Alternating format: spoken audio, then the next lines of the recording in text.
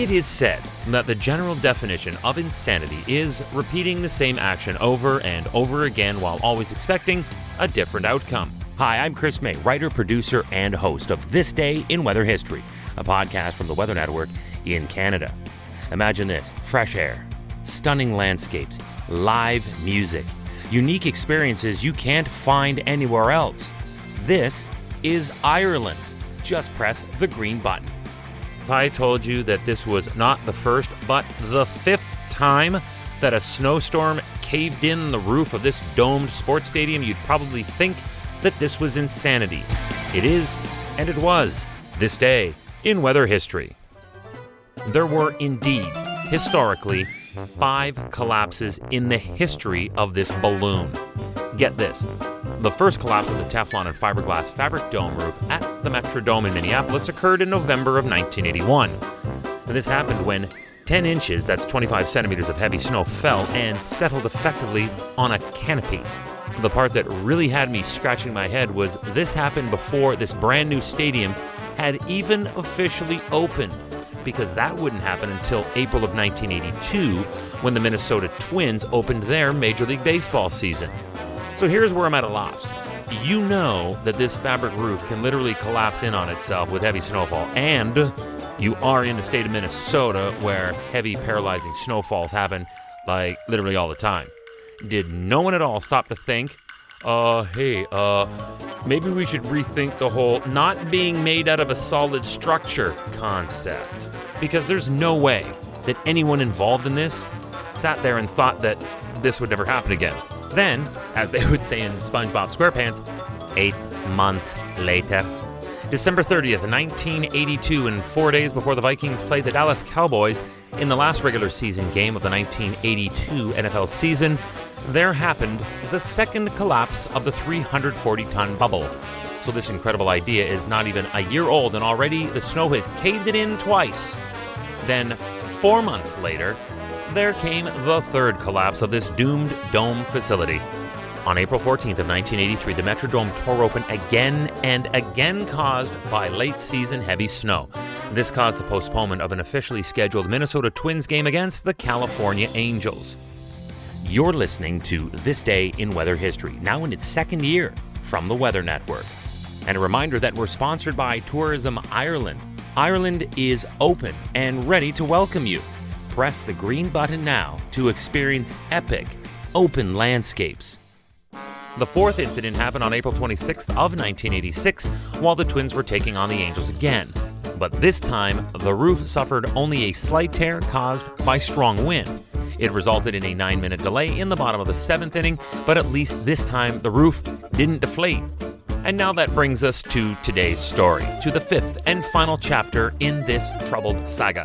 It was on December 12th of 2010, this day in weather history, at about 5 o'clock in the morning, the roof had a total and what turned out to be catastrophic collapse when 3 full panels tore wide open. But at 5 a.m., obviously the stadium was empty and thankfully nobody was injured. All right now, what happened this time? The Vikings and New York Giants had been scheduled to play an afternoon football game on December 12th. That didn't happen, obviously.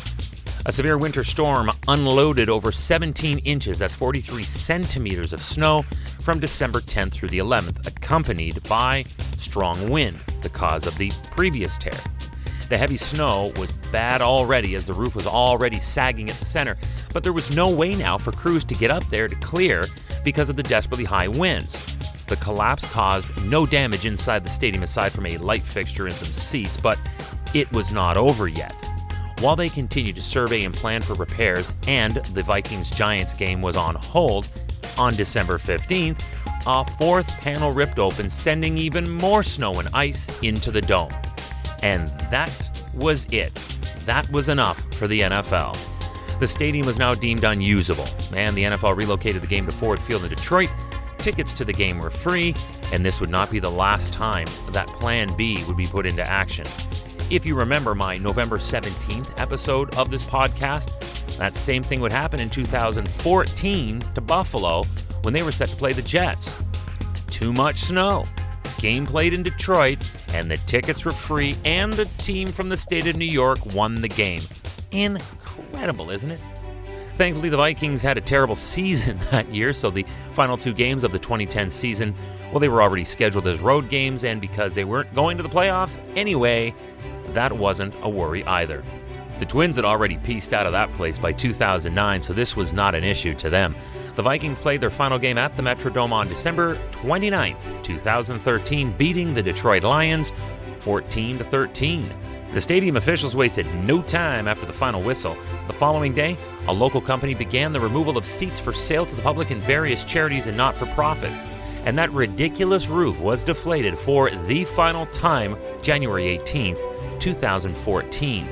A domed stadium is supposed to protect you from the elements. This one did not, and it was enough after the final collapse from snow and wind this day in weather history.